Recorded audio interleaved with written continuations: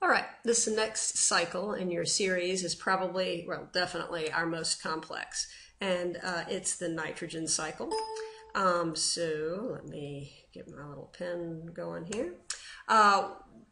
First of all, why is nitrogen needed by living things? Well, basically the same reason that carbon's needed. It's used to make all the important big organic compounds that make up your body, proteins, DNA, and so on. So we need it to build our bodies.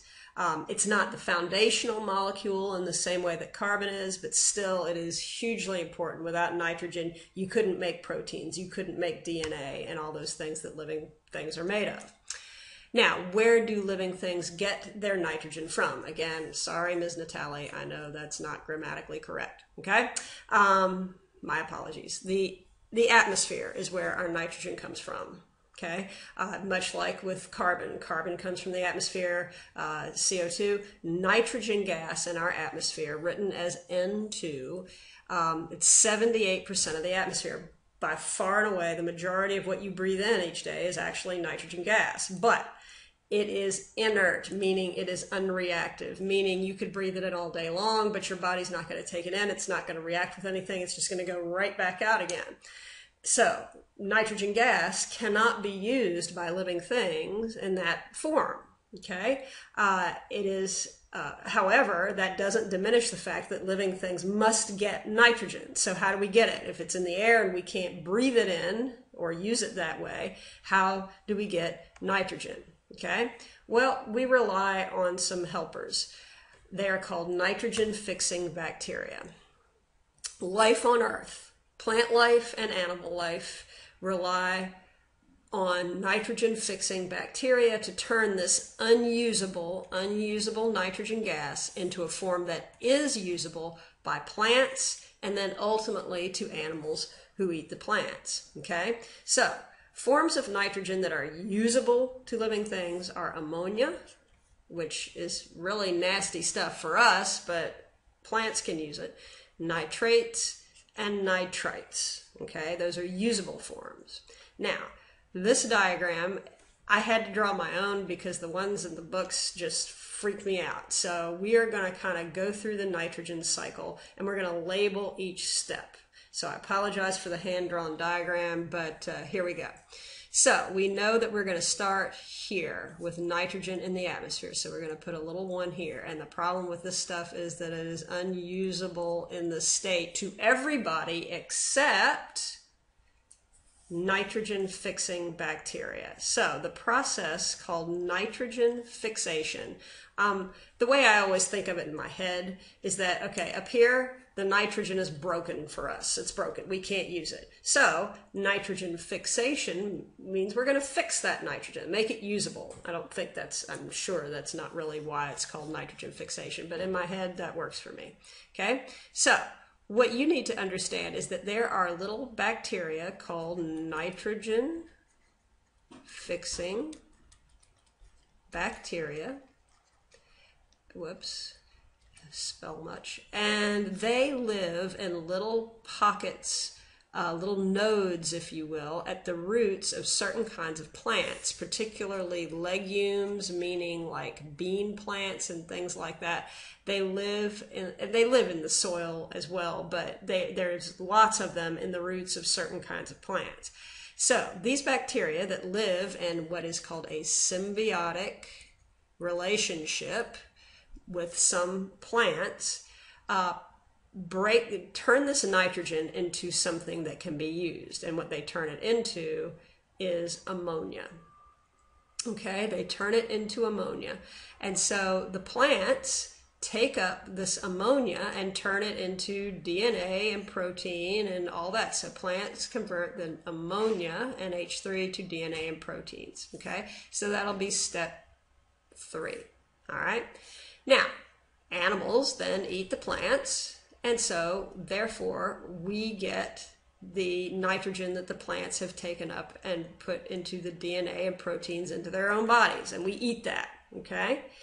Now, in the cycle of life, we know it always comes to a sad end. The plant or the animal dies, so this will be step 5.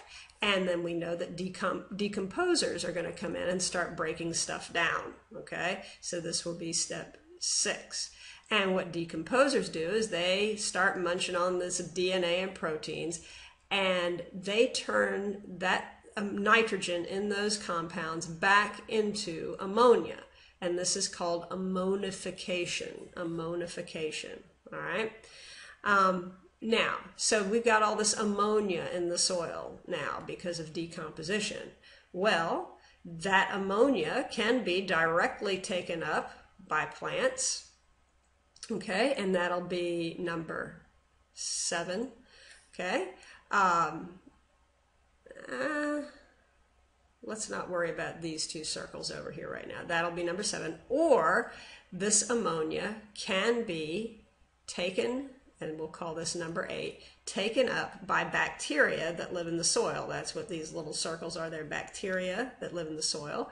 And these bacteria are called nitrifying bacteria.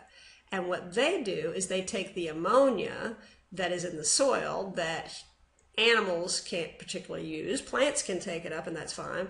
And they convert it to nitrates or nitrites. All right?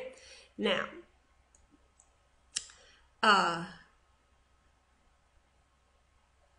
the nitrites here are not particularly useful. They are useless to plants. Nitrates can be taken up by plants and used, just like ammonia, okay? So, ammonia can be taken up directly by plants, or the ammonia can be taken up by this bacteria called nitrifying bacteria, and it can be turned into one of these 2 things. If it's turned into nitrates, plants can take that up and use it just like they would ammonia. However, if it converts to nitrites, that can't be used by plants, but it can be used by something called denitrifying bacteria. And what denitrifying bacteria do is they convert those nitrites back into nitrogen gas. So let me write, this will be step 9 here. So they're going to convert, the denitrifying bacteria are going to convert nitrites back to nitrogen gas, and guess where nitrogen gas goes, okay? Back into the atmosphere, so we can start it all over again, all right? So that's the nitrogen cycle. And the most critical step for you to remember is this nitrogen fixation by nitrogen-fixing bacteria that live in a symbiotic or mutually beneficial relationship with plants. They take that nitrogen gas and turn it into a form that can be used by plants, and then of course by animals who eat the plants. Decomposition gets the nitrogen turned back, the DNA and the protein, the nitrogen in those molecules turned back into ammonia, and then nitrifying bacteria turn it into nitrites, which are taken up by denitrifying bacteria and turned back into N2. Okay, so I wrote this also in steps because I know the diagram might be kind of crazy for you. So nitrogen gas, nitrogen fixation is where we turn that nitrogen gas into a usable form. Okay. And nitrogen-fixing bacteria turn that unusable nitrogen into ammonia. Then plants take up the ammonia. Then the animals get it when they eat the plants. And then when plants or animals die, the decomposers convert the DNA and the proteins back into ammonia and return it, that ammonia, to the soil. So the plants can take it up again, or other bacteria can further convert that ammonia to something else, and we call those the nitrifying bacteria. They convert ammonia to nitrates or nitrites. The nitrites are going to be important because those can be taken up by what are called denitrifying bacteria and converted back to nitrogen gas, because remember, we've always got to put our Legos back where we got them from, and so that returns the nitrogen gas to the atmosphere. All right, So that's it. That's the nitrogen cycle. Bring your questions to class. That's an order, and we will talk about it more when I see you again. Thank you for watching. See you next time.